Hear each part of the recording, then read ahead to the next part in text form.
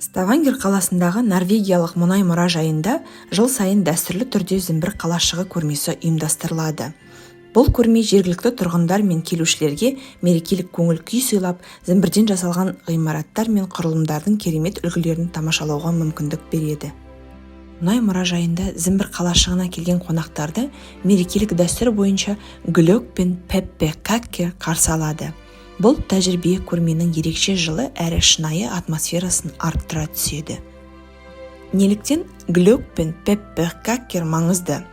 Глөк жылы дәмдеуіштер қосылған сусын, алкогольсіз нұсқасы да бар.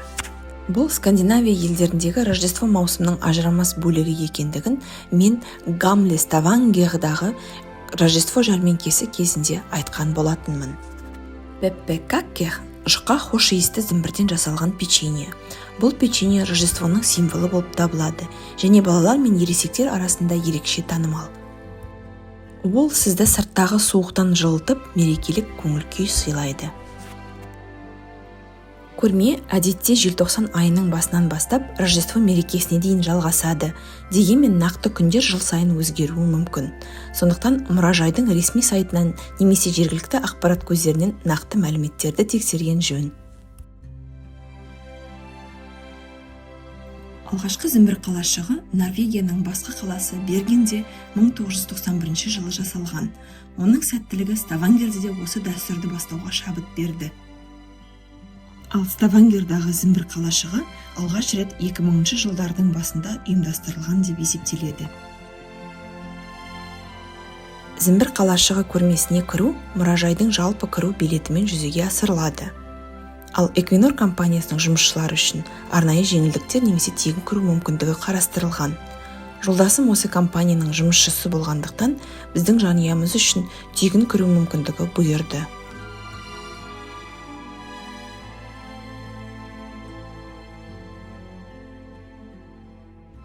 Бұл зімбір қалашығын құрудағы мақсат қала тұрғындарын біріктіру және балаларға мерекелік рух сыйлау.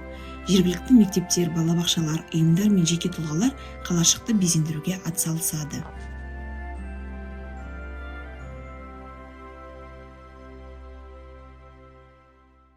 Қатысушылар зімбір қамырынан үйлер, мұнаралар, тіпті танымал жергілікті орындардың көшірмелерін жасайды. Бұл көрмені ерекше әрі қызықты етеді.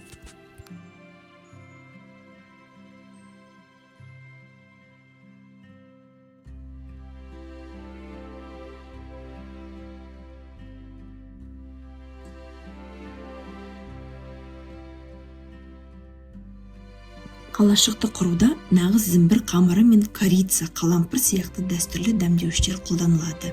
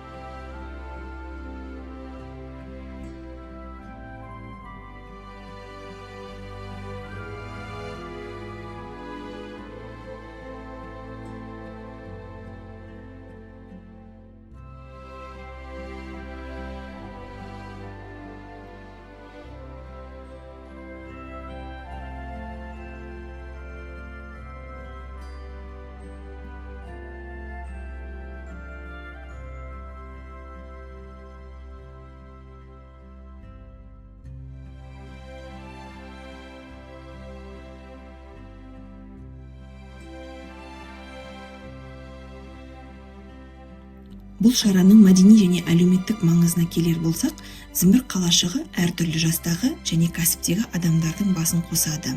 Бұл тек тәтті ғимараттар жасау ғана емес, сонымен бірге қоғамдағы бірлікті арттырудың құралы.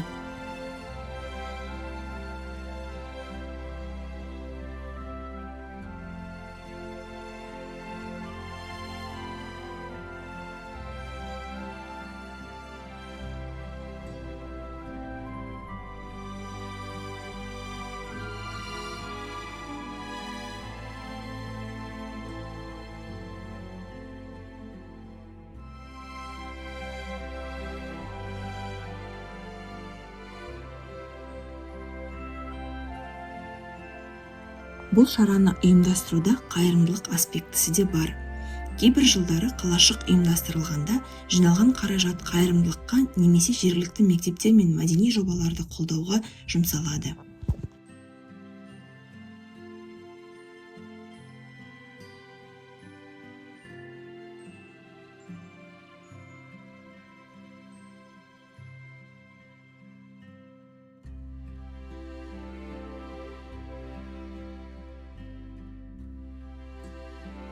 Зімбір қалашығын ұйымдастыру процесіне келетін болсақ, қалашықты жасауға қала тұрғындары белсенді қатысады.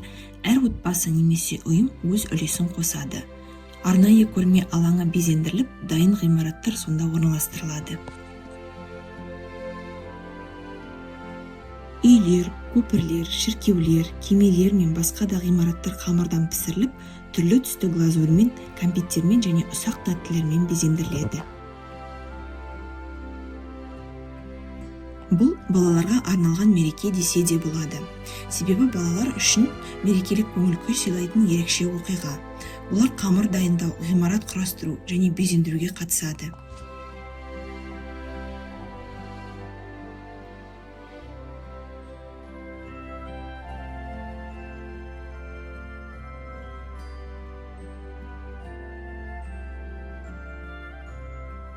Зімбір қалашығы туризмді дамытуда өзіндік үлесін қосады. Себебі Зімбір қалашығы туристерді тартады. Бұл Ставангердің рождестволық маусымдағы басты көрікті орындарының біріне айналды.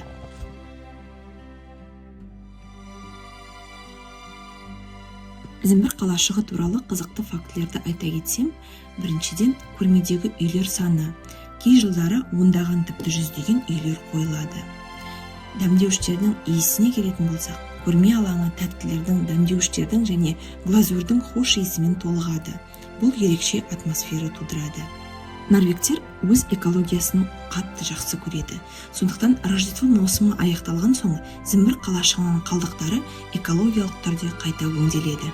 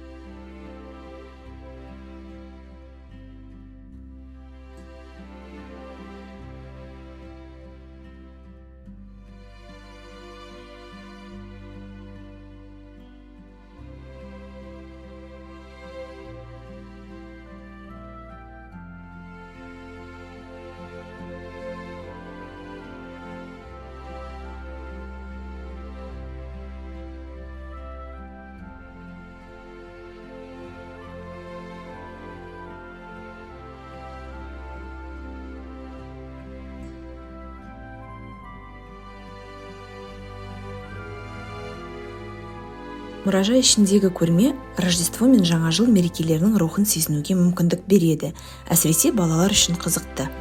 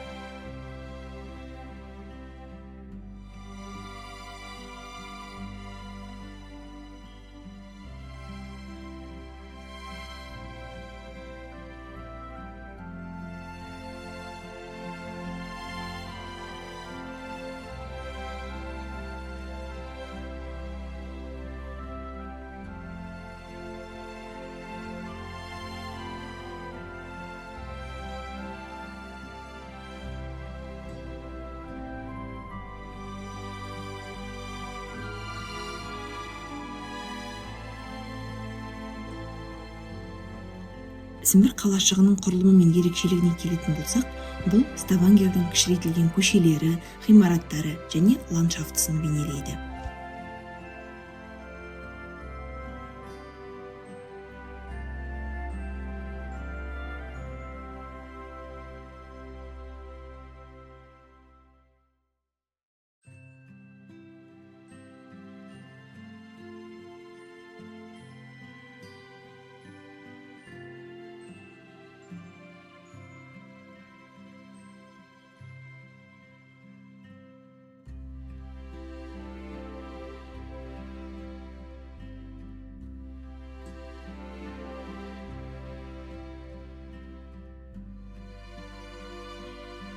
Бұл көрме Ставангер қаласындағы мерекелік маусымның маңызды бөлігі болып табылады және жергілікті тұрғындар мен туристер арасында үлкен танымалдыққа ие.